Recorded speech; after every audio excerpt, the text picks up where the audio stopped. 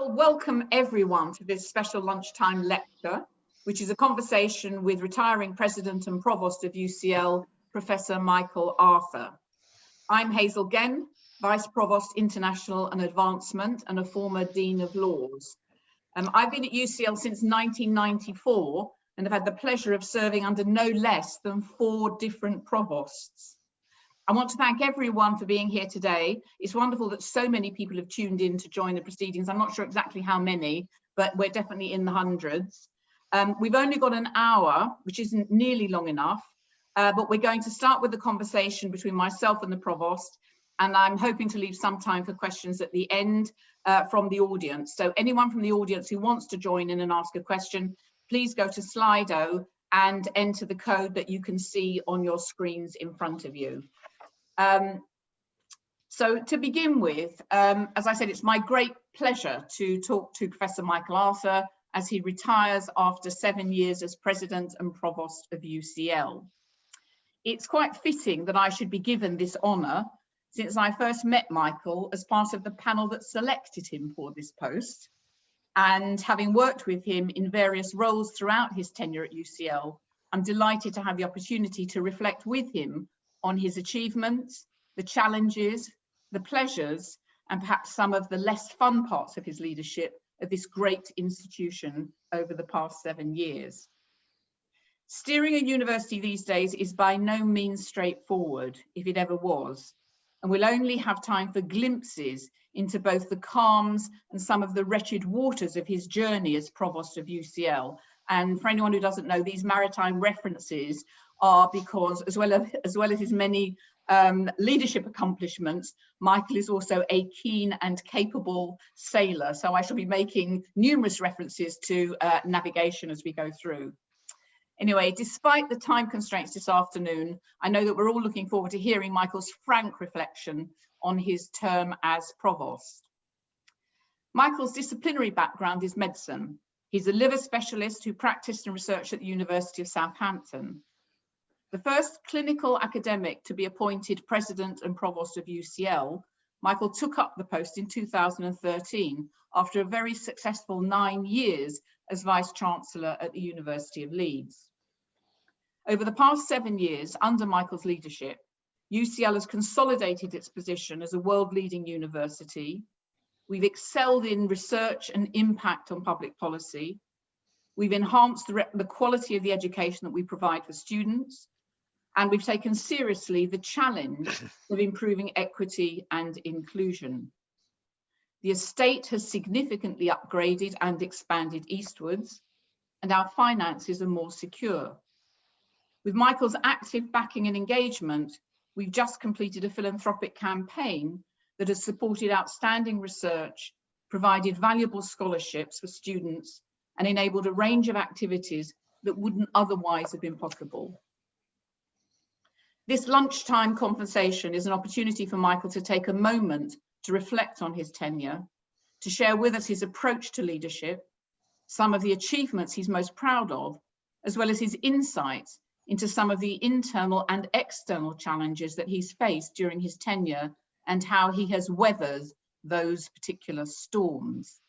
But before we get into the conversation, we've put together a short video highlights of Michael's tenure. It's only about a minute long, and Michael commented that that's simply not long enough to deal with the 7 years. But anyway, we're going to make an attempt. We're going to have a go. So as we go through, I hope that Michael will be able to tell us what some of the highlights are. So if you'd like to go ahead and play the video, please do enjoy watching, everyone.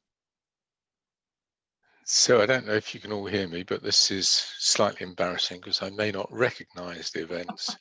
But first of all, turning up and the first picture of the portico. What else could we put up there? And this is obviously the student centre. This is me meeting the mayor around UCL East. This is a big hole in the ground that Anthony Smith was largely responsible for, but he filled it in with a very, very nice student centre. I've always wanted to sit in the big digger. The laws faculty just before that, in the labs, etc. Oh my goodness, this is that last one was in San Francisco of places. And here's some of the improvements to the estate. And a huge donation from Kathy Lee in Hong Kong. That was West Ham Football Club. We should have been showing Tottenham Hotspur, but it is, of course, the site of UCL East. And here I am with Victor Chu, who eventually became our new president and chair of council. And this is unbelievable. That was a great big dance party that the Shanghai Alumni Club put on. And I've got no memory of what that one was, but we were obviously finishing off a building or something. So I couldn't commentate very accurately because they all went too fast, but it was a wonderful collage. That was a good test. I think you passed about 90% of that test. You can look at them later and see which ones you missed out, but you got pretty much 90% of them. So those are just a very few of the highlights, and it shows the range of things that you've done, the range of places that you've been to and on your various trips. It shows some of the changes that you've made to the estate and various things in the institution. We'll talk about some of those. So let's start at the beginning. You came to UCL in 2013 after, as I said, a very successful term at Leeds. Now, UCL is a very different sort of institution from Leeds. And I'd like to ask you, what were your initial ambitions when you came to UCL? And how would you characterize your approach to achieving those ambitions? Yeah, great questions. So the very obvious one to start on is, UCL was doing incredibly well. It got itself into the top echelon of global universities, somewhere ranking, in the top 20, maybe even in the top 10 when I arrived. And one of my big ambitions has been to make sure that we stay there, and therefore, put everything that's academically important behind that, and make sure that we're fit for purpose for that eventual destination. So that's an obvious one, and that relates, of course, to the research prowess. But I could spot two other things that I thought needed attention and became part of the ambition. One was my personal view was that the student experience and student education was taking too much of a back seat in comparison with the research, and I was absolutely determined that we had to turn that around. I do remember one funny moment, Hazel, when I was saying that we had to improve the national student survey scores, and an academic in the audience basically said, well, actually, we don't believe very much in the national student survey in this institution. To which my retort was, that's interesting because I used to chair it, so you are going to take it more seriously now. So that was good. And then the other obvious thing that needed sorting out, and you could spot this from Leeds very easily, just looking at equality, diversity, and inclusion. And you'll remember this, Hazel. The senior team at the time when I interviewed, I think, had only 2 women on it out of 17, and you were one of them. Maybe it became 3 as I joined. So it was you and Mary Collins and then Mary Fulbrook. And I just thought that we absolutely had to sort that out. So what's my style in all of these issues? Well, I think everyone knows that I like things to be out on the table, no matter how difficult they are. Equality, diversity, inclusion, I think it's really, really important that we acknowledge that we had a big problem, and that we had to do something about it. And it wasn't easy to say all of that stuff. I even remember using the words institutionally racist. But the fact that we were prepared to get things out on the table, and then agree that they needed to be sorted out, I think has been fundamentally important. And in terms of further aspects of style, very much one of teamwork. I like to surround myself with people who are much better at their specific role than I could possibly be, so that you've got the team who can deliver on all outcomes necessary. And then also, you know, open, consultative, and interactive with the entire university community. And I think I can point to exactly that as we formulated the strategy UCL 2034. Of course, the deans and the vice provosts, myself, members of council, were heavily involved in the initial thinking and the drafting, but we did open it up very widely to the student body, to the entire university community. It was presented at academic board on several occasions, and we took pretty much a whole year in that consultation, and I felt that was terribly important. If you'd like me to self-criticize, I think we should have done even more than that, and we should have continued and had a program of reiterating the importance of the strategy over, you know, probably over the whole 7 years to a much greater extent than we've done in recent times. But in line with the amount of work that we did on consulting about the strategy back at the beginning.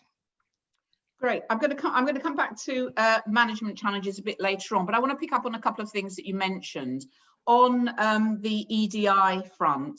You made the point that it was important to acknowledge the problem and agree. And I know that you've made strides in increasing diversity in our leadership, and we've also launched the Let's Talk About Race and Racism. Do you want to say something about that? Well, just to underscore its absolute importance to an institution that aspires to be a global leader, and it's fundamentally important. Everybody should be given the opportunity to do their best work and to excel, irrespective of their race, their gender, their sexual orientation, and whether or not they're disabled. So let's create that opportunity for all, and we will reap the benefits, is absolutely what I believe. And my style a little bit around equality and diversity and inclusion issues has been to get people past the data. So what lots of people do is spend a lot of time, you know, looking at data, identifying the problem, and to my mind, the problem's obvious.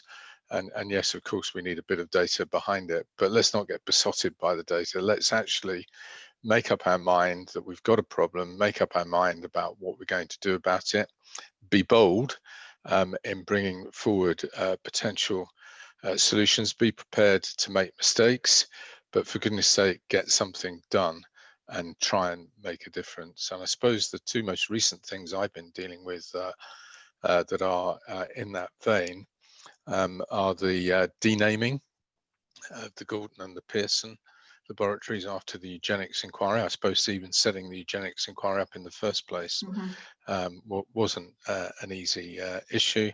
And then the most recent thing, Hazel, which you've helped with, is the apology, which we're about to publish about our history of eugenics, and, you know, action. Let's add in the Sarah Parker Redmond Centre as well. So we have done things whilst other people have talked about them. But it's still a work in progress. Huge work in progress, and it will be for a very long time. I mean, you've got several hundred years of colonialism to undo, basically. And if you were staying on a bit longer, is there a particular thing that you would push forward? Well, I think I'm heavily influenced by recent events like Black Lives Matter. So I think we need to push a lot more and do positive things for our Black students and for our Black members of staff. And that's not to say that other aspects of minority ethnic background are unimportant. It is to recognize that there's a specific and detailed and complex issue surrounding our Black students and staff. Okay. Can I just pick up on something else that sort of came into one of the things that you were saying, is that one of the things that I've noticed is how collaboratively you've worked with our students, the extent to which you've drawn them into decision making. And that is very much to do with you, down to you. Do you want to say a little bit about that and how you found that, how you've managed that, and how you feel that's contributed? Yeah, I'm not sure it's all down to me, by the way. I think Anthony Smith and his team take a huge amount of credit for setting the scene for this, and getting it all going. And of course, it's come to a head a little bit with COVID, and lots of change therefore, and lots of need to interact very carefully with the students through the Students' Union, and also the STAR representatives around the institution. And I've just got a simple thought, Hazel, which is, well, why wouldn't you talk to the students? It's their university, it's as well as the staffs, and they're facing the same set of issues. In fact, many of them, particularly the first years, are facing even greater complexity. Having had their the last year of their schooling and their examinations completely disrupted. So why wouldn't you talk to them and involve them? Mm-hmm. And I hope we learn the lesson of COVID. Bringing the students right into the decision making, giving them responsibility. They've accepted it and they have truly excelled. And the lesson there is for the post-COVID period. Let's keep that that amount of communication up, and let's involve them, let's get them understanding, watching and seeing the loop close, that when they raise issues about a course and they want things improved, that they see the process by which that's dealt with, and they see the eventual decision, and they see that they're being listened to. And so involving them deeply and widely around the institution, I think, is something that we have achieved, and something that we have to continue to support heavily. Well, it's certainly something that I have really noticed is very different. That's something that's changed and has been very different, certainly over the last few years, which I think is great. I'm going to come back to COVID later on. We can't escape it, but I want to move on to something else. Something else I just wanted to ask you about, in terms of your commitment. One of the things that's interesting has been your interest in and your kind of commitment to the promotion of philanthropy and volunteering and alumni during your period at UCL. I mean, we've just closed down a very successful campaign, which we'll be celebrating, I think, next week or in a couple of weeks' time. No, next week.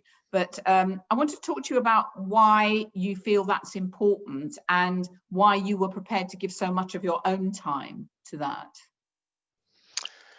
Yeah, well, I guess it started, Hazel, with me getting the job in Leeds, and a very good friend of mine was Eric Thomas, who wrote the Thomas Report about this issue, and we're very, very good friends and have been for years. And he turned up at my house and dumped a copy of the report on my desk and said, "Here, if you're going to be a Vice Chancellor, you better read this." So I had an early start into what the issues were and why it was important. And I've also had the privilege, of course, of working in America for some of my career and seeing just how well it works there.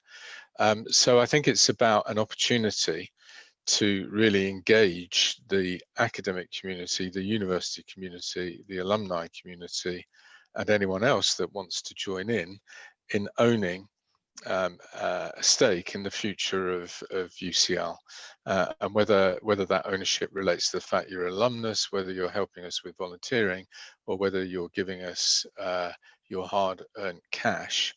It creates a sense of community, it creates a sense of momentum. And to do it well, you have to relate it very carefully to the institutional ambition, and the strategy. So it is one of those other opportunities to go back around all of that and to publicize it and to get people engaged in thinking about it. And of course, resource is always useful to have additional resource. And the way I have seen the fundraising that we've achieved is that it never ever replaces core funding, but it adds excellence to the core. And so throughout all that work, you're constantly adding bits of excellence to the institution, whether that's you know, a scholarship program, whether it's a research project or whether it's a capital contribution, you're adding to the pace at which you can move forward in academic terms. So it's really, really important to get that right. I felt it should be represented at the top level, so a vice provost, and of course we had the privilege and honour of having Laurie Houlihan come into that role, and she did a spectacular job, and the two of us worked really closely together on it. The other thing I would say is it's fun, you know, when you are meeting potential donors, they're usually very successful people. Most of them are very, very interesting.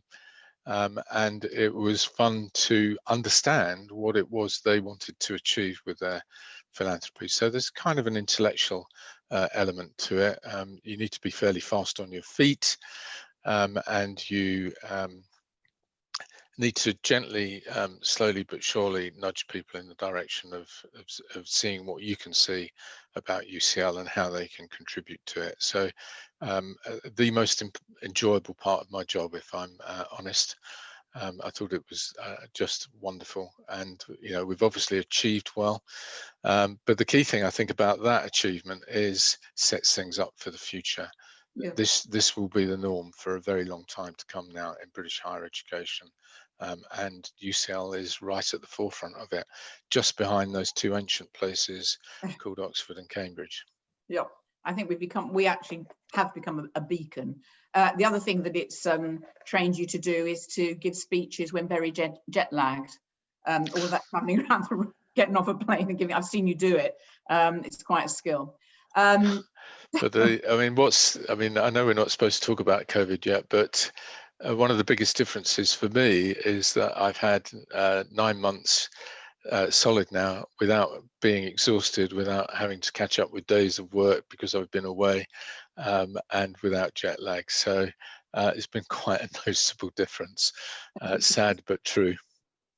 Okay, well, since we've been talking about money and we've been talking about great successes, let's move on to some things that maybe have been a little bit more challenging, because I think there have been plenty of challenges and some bumps in the road along the way over the last 7 years, both internal and external challenges. So, for example, finances. I know that when you first came to UCL, you were determined to get us onto a kind of firmer financial footing. And I think that stood us in very good stead during the current crisis. But I also know, as an ex-dean, this involves some tough decisions. And do you want to say something about your approach to that? Because I know there were there have been some difficult times on that. Yeah, sure. Hard decisions. I mean, to be accurate historically, I think UCL had already decided that it needed to sort its finances out long before I came. And the council of the university and the finance committee felt that you know, a good yardstick for being financially healthy was to be able to make, let's call it a surplus for the moment, but really it's an investment margin. So to make around about 5.5% per year to keep your cash in a good place, and therefore your ability to do things and to pay people's salaries at the end of the month. So keep the cash in a good place. Also have a little bit of money in reserve for a rainy day, which did eventually appear, didn't it, in the form of COVID, but also at the same time have money to invest in the infrastructure that's necessary to be world leading. And I don't just mean the buildings, I mean the buildings, the IT infrastructure, but also the academic initiatives that the community were desperately keen to develop when I arrived. I mean, I was literally inundated with people with ideas and space needs in the first few weeks that I was here.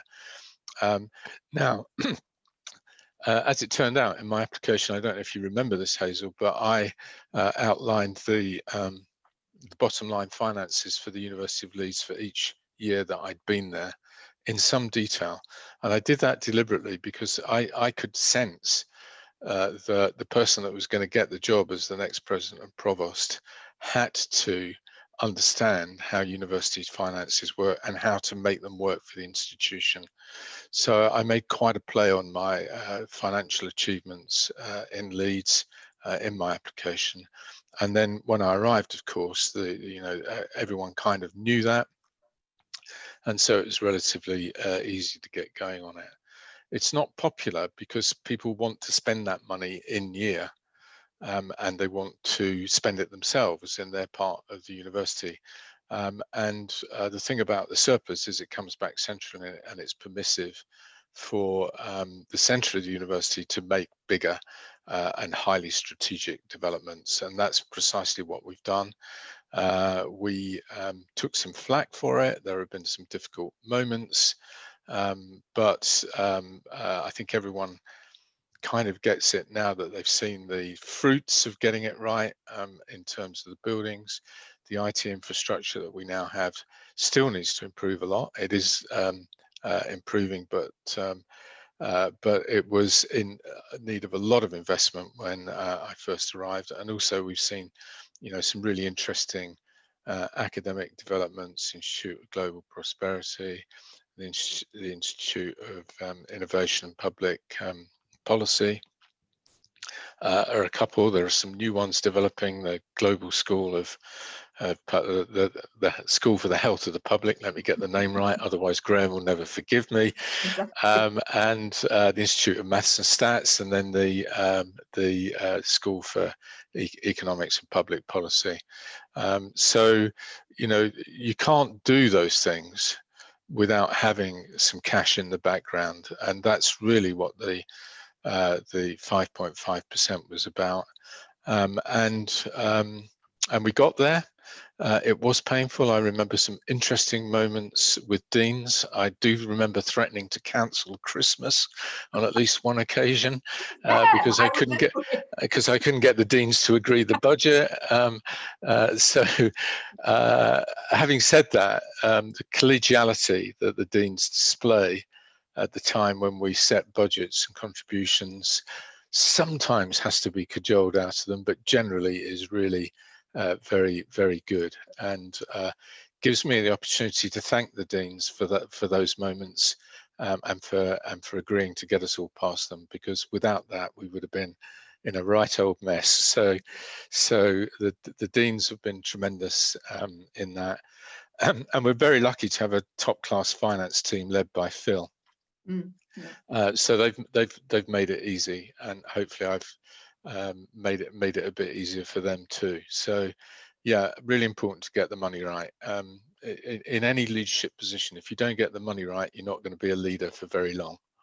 Well, I certainly think in the current crisis, we went into this. We are going to come back to COVID, but I think we went into the storm in a better position than some other institutions, and I think that has indeed stood us in good stead. While we're on challenges, you mentioned earlier that you've got a kind of very inclusive management style, but there have been criticisms that UCL, actually in common with many other universities, has become too managerial.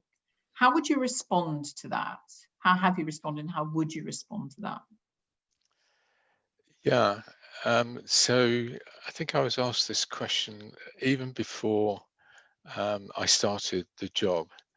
And what I said at the time is, if you can show me an institution that's as successful as UCL, where there is no managerialism or no management even, I'll happily go and learn the lessons. And part of my response, therefore, is that some degree of managerialism is important. And I would go so far as to say essential when you're running an organization that has a turnover of 1.6 billion, and when you're effectively responsible for the livelihoods of 14,500 members of staff.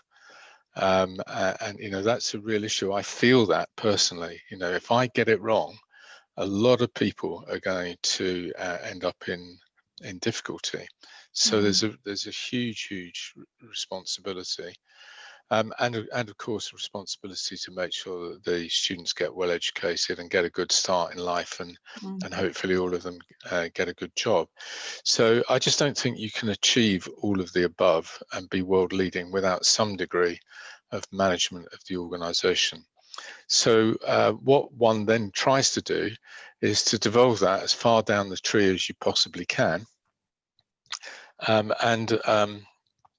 I've always, as part of my management style, had a kind of principle behind it of what I would call earned autonomy. So if we give you a budget and we give you responsibility and you discharge that admirably, and your staff are happy and your students are happy and you're doing well in your research and your education is brilliant, then I should absolutely just leave you alone, and I do. It's only when we've got issues that aren't working properly where we feel the need to intervene. And I'll come back to education. When I first came here, I think we were at risk, by the way, of failing our quality assurance. Anthony Smith and Durfel and Wendy and Claire Gowdy helped with pulling us out of that fire, and then of course we had repeated problems with the National Student Survey, so we introduced an intensive ASA to really try and emphasize to people just how important this was, and slowly but surely we have turned that set of issues around. So sometimes you need some managerialism to keep the place very high quality, very high standards, and give it the opportunity to fulfill its true potential. And I think we've made a great start. I think it started before me, by the way. I think Malcolm did a good job. I think we've made a further progress, but there's still a long way to go. And it's a balance. To be right at the top forever. And we're there and we're doing well, and we've stayed there for quite a while now, but it's not a given. We have to earn our place there, and we have to earn it through high quality activity in research and education and enterprise and innovation. And if we get that right, we'll be one of the best universities in the world, on the tip of everyone's tongue, alongside Harvard and Stanford and Oxford and Cambridge, and that's a great place to be. Indeed. But thinking still about challenges that are facing us, there have been, I think, probably increasing difficulties in the higher education sector in general, and some challenges in dealing with government. What's been your experience or your approach to managing all of that?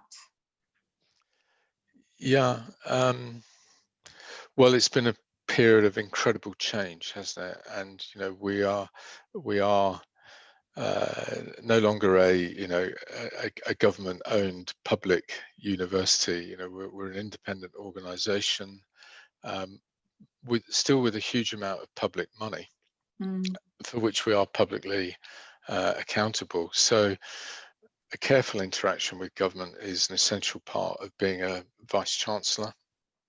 I've literally just been chairing a meeting for the Russell Group with the Minister from Bays, Amanda Soloway, about association to the European Union, and about the spending review.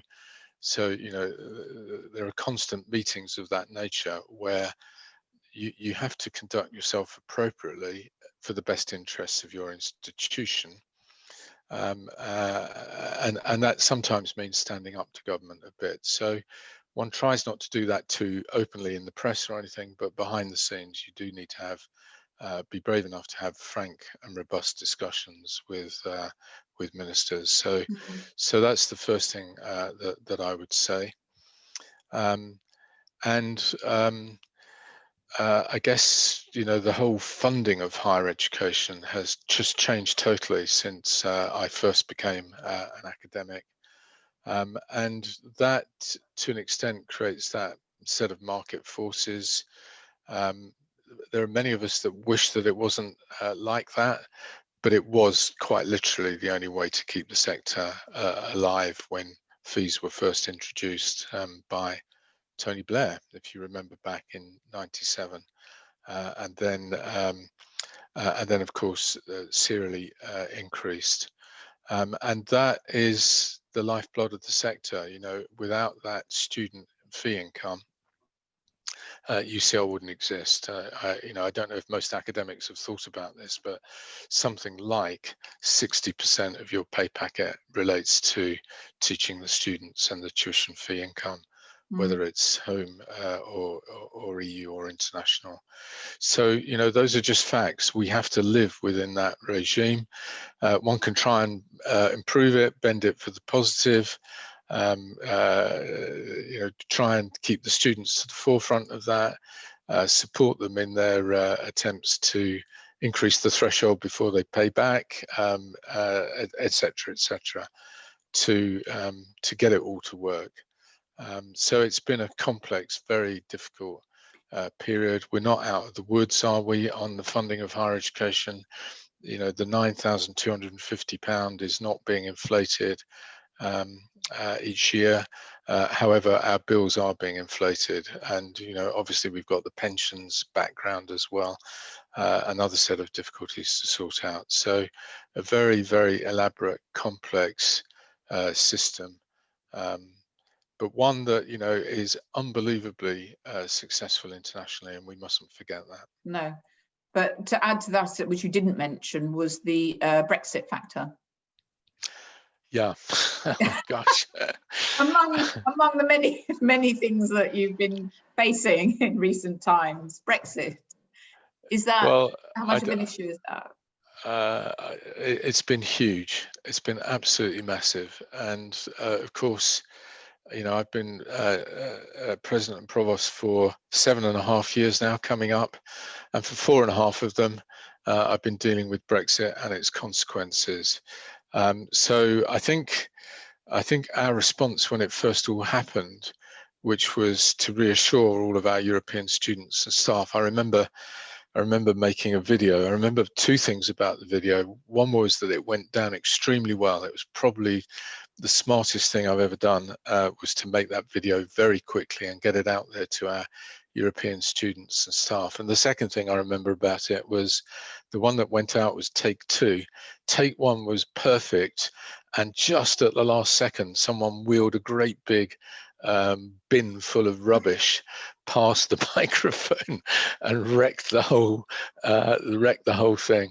However, we managed to get it out in take two, and it went down well. And we've tried to stay in that vein ever since, making sure we're looking after the interests of students and staff, and then interacting with government about how best to see a future for universities in a different Europe. And that work is still ongoing. In fact, I was on the phone last night on exactly that reason, because it is with our negotiating team today that there's some new suggestions about how we might still associate to Horizon Europe. So I'm ever hopeful, and it was also the topic of discussion with the minister just now. So, you know, 4.5 years in, it's still going. I think, you know, I didn't think there could ever be anything worse than Brexit, and then COVID came along. So COVID has, of course, occupied us even more than Brexit. This is a perfect segue into my final question before I open it up for discussion. But I do want to say something about this, because I think this has been really important. We can't leave it out. It has been an unbelievably challenging time. It's been an extraordinary time. People probably don't know that sort of throughout, I don't know, bits of March, April, May, you and your senior leadership team were meeting, I mean, quite often 7 days a week at 8 a.m. in the morning. This was just all consuming, and it has presented extraordinary challenges, questions for which there are no clear answers. And UCL took a somewhat different approach to some other institutions. And I would want to say that I think that it has probably left us in a better place with both staff and students. You know, we can never say it's all done and it's perfect, but in a better place than some other institutions have found themselves in. And I just want to give you an opportunity to talk us through your guiding principles for navigating us through that storm. Note the maritime reference again there. But I do believe that, of course, there were joint decisions, there were leadership decisions, but I think I said this to you once, that it was kind of values and principles that you expressed that helped to guide the decision making. And do you want to just say something about how you approach that? Because none of us knew the answer. None of us knew what was the right thing to do. We couldn't know. Yeah, well, let me start by just saying that I was literally in New York when things really took off back at UCL.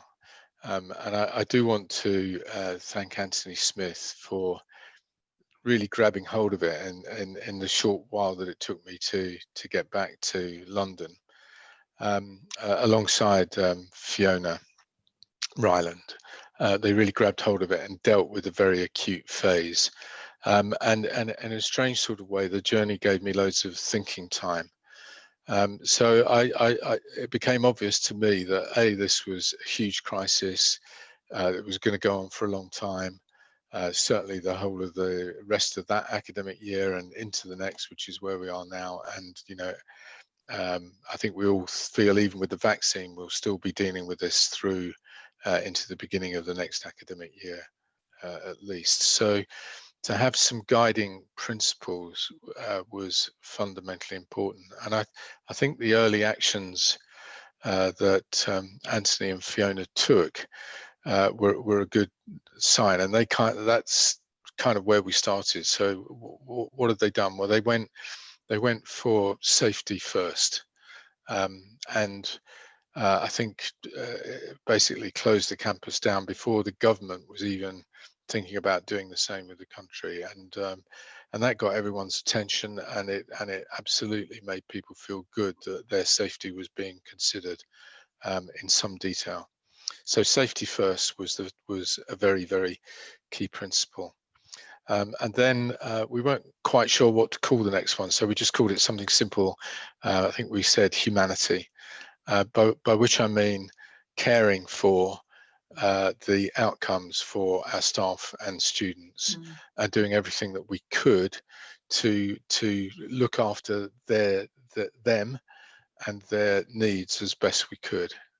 And you know, and in extremely difficult circumstances. And there were all sorts of groups of individuals that really ran into difficulty pretty immediately. PhD students who could no longer, for example, work in a bar because the whole of the retail industry and the food outlet industry was being shut down, so there were no casual jobs for people, so hardship was there and it was immediate. So humanity at every turn. And then the final one really was students and student experience, that whatever we did, we had to get focused on our students, their needs, their education, and put them first. Put research to one side if necessary, put other personal issues to one side, is what many people had to do in order to create something that worked for the students. For their exams was the first big problem, and then for their education in the start of this academic year. So those principles were great, huge team effort from every member of staff in the institution, and professional services staff as well as academic staff. But the academic staff, of course, had to learn a lot, they had to change a lot, they had to update a lot, they had to work really hard. They're having to double teach on some occasions, sometimes more than that. And the collegiality and the willingness to put the shoulders to the wheel has just been phenomenal. And it's all of those things that have got us to the point that we're not quite out of the woods, but we're certainly in the first significant clearing, and that wasn't a sailing analogy. So you know, we've got there. We're in week 8 of term. You know, we've got good finances, we've got good student recruitment. In fact, we've over-recruited in some areas. It's not perfect. We haven't got the sort of face-to-face stuff as perfect as we would like, the education, but we've done incredibly well. And the proudest moment of my life, maybe alongside one other at Leeds, which was a similar issue, was the letter that the students wrote to me and to the academic community, thanking us for the work that had been done, for the quality of the materials that have been put together for their online lessons, and for their understanding that all of that had been done at great personal cost to all of the individuals involved. And it literally, that letter brought a tear to my eye. And I've been ruthless with the letter ever since, by the way. Just about anyone that's had a copy of that letter, particularly those in the Office for Students and the DFE. So everyone that reads that letter just can't believe that we've been able to create that feeling amongst the student body, and I'm so proud of that, and so proud of everyone that's contributed to it. So a huge thank you. Yeah, I think it's absolutely it's the most wonderful letter and the most wonderful tribute to the decision making that took place over COVID. I can see that we're beginning to run out of time, and I can see that a number of people have asked some questions. So if you don't mind, I'm going to put to you some of the questions that have been raised. And one of them actually was one of the ones that I was going to ask you. So it's from an anonymous. What are your top 3 tips for your successor? Yeah, I better be careful here. I did a little attempt at this at council, so maybe I'll use the same sentiment. So first of all, be bold. You're going to be steering a fantastic organization that will achieve. So believe in it and go for it and be bold. So that would be top tip number 1. Top tip number 2 is borrow more. And you might think that that's a bit weird when I've just been talking about how we have to be financially very careful, etc., etc. But we are relatively under borrowed compared to the rest of the Russell Group of institutions, and money has never been cheaper. So if you're not bold and you don't invest, you will lose ground. And so absolutely go for it, and I think the rewards will come back. And then they may take 10 or 20 years to come back, but come back they ultimately will. And then the final thing comes from a quote which Laurie Houlihan used to quote at me incessantly, which was along the lines of "Go together, go further." So join it up, get people behind you, get people owning this future, and go together in that direction. And UCL will be a brilliant place if you follow those tips. I nearly called them instructions. That would have been very bad. So there's another question here. With the benefit of hindsight, is there anything you wish you'd known when you started at UCL in 2013? Anything you didn't know that you wish you had known? I think you knew a lot, but because you'd worked hard, but were there things you hadn't known, we'd kept hidden from you? Yeah, well, in my deepest, darkest moments, I do say some silly things like, if only I'd known it was going to be as bad as this, and this, I might never have come in the first place, which is a terrible thing to say. So let's put that to one side. Undoubtedly, the magnitude of some of the things I knew about was far greater than I expected. So the desire for space was unending for the first 2 years. Everyone wanted more space for this, that, and the other, and yet the state of the estate's infrastructure, although a lot had been done, very much more needed to be done, and I mean, a huge amount. To get the place into roughly the right shape for its total global, unstoppable future, we estimated needed about 2 billion of investment, which was way beyond what we could afford. So what you do see is the 1.2 billion as being at the limits of our affordability, but nevertheless a huge, massive program. And we did borrow some money to make that work from the European Investment Bank, fortunately in sterling, and fortunately closed out 60 days before the Brexit vote. So, and a very cheap loan. So, that 1.2 billion is making a difference, but there's a huge, long way to go yet. And then I guess some of the other things were that I hadn't appreciated the student expansion before I arrived and the relative flattening off of staff of professional services. And I think that got a bit out of sync. And therefore, I think the professional services were struggling because they weren't being resourced well enough. And that caused a number of problems. And the extent of those problems through the professional services was much greater than I'd anticipated. And that's not to blame them. I do think that they had somewhat deliberately, as an efficiency gain, been given less resource relative to the size of the task than they really needed. So we've had to set about trying to correct all of that. And it's taken, well, we haven't finished that job. I mean, we've got some great new people who've come into the services, and we're making progress, but there's still a long way to go. Good.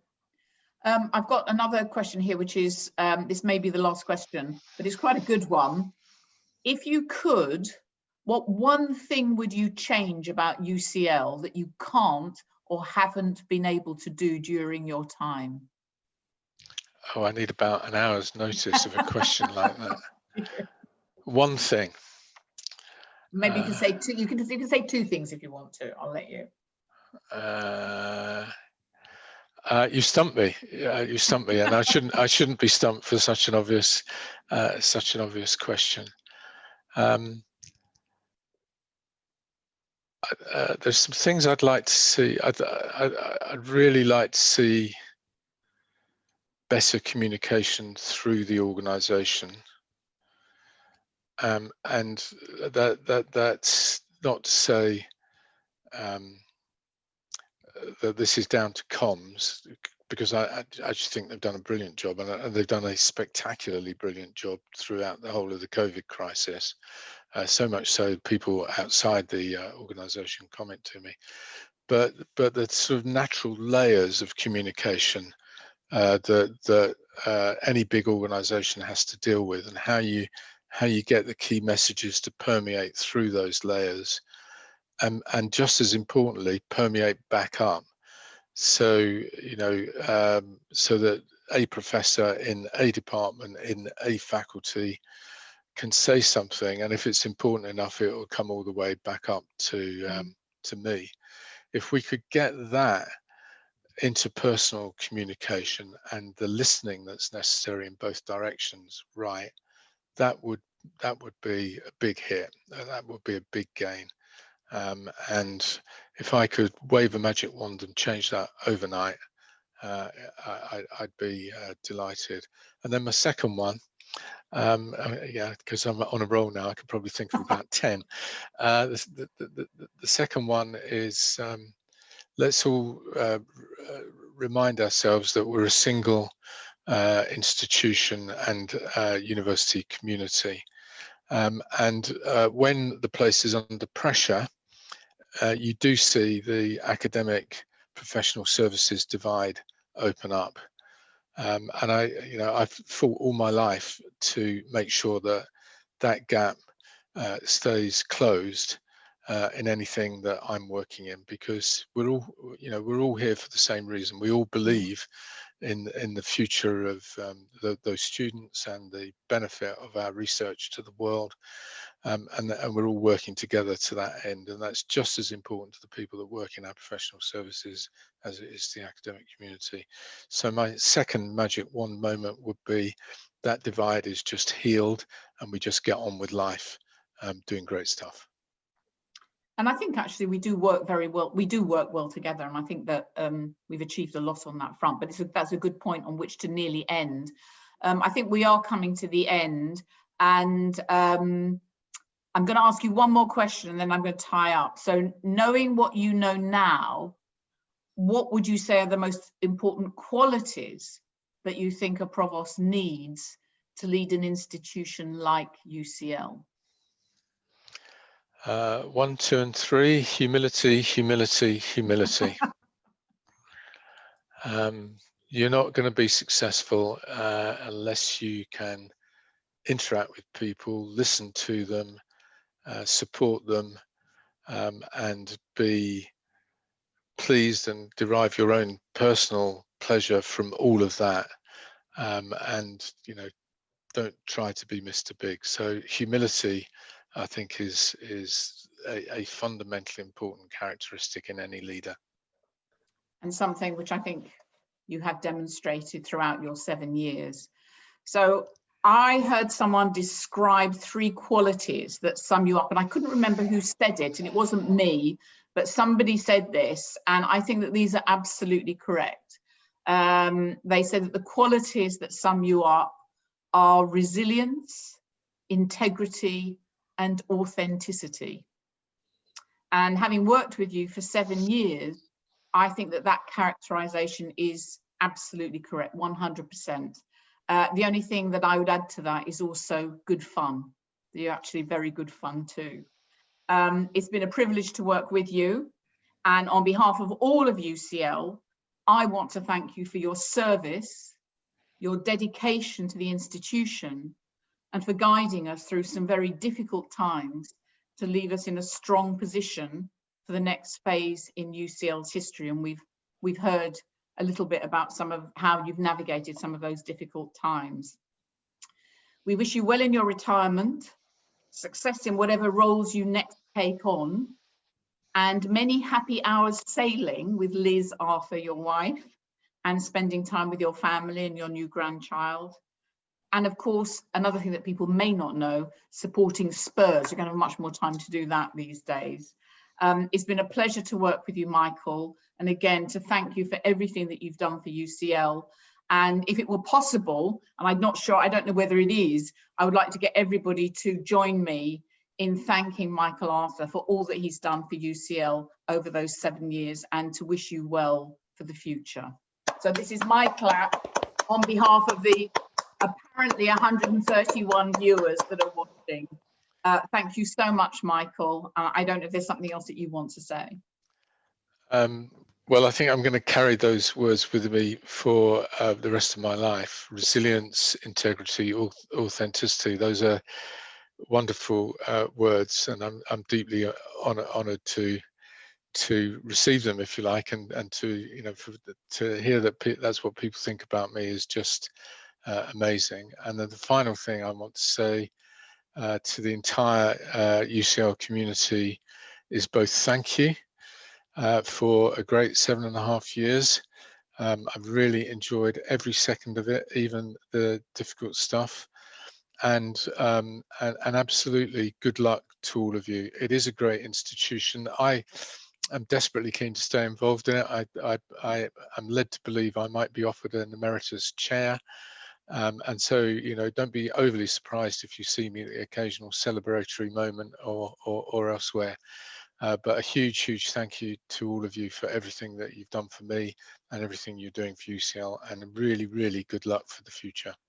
Thank you. Thank you again. Thank you for everything. Hope you do get, I'm sure you will get the emeritus chair. And thank you to everybody else for listening.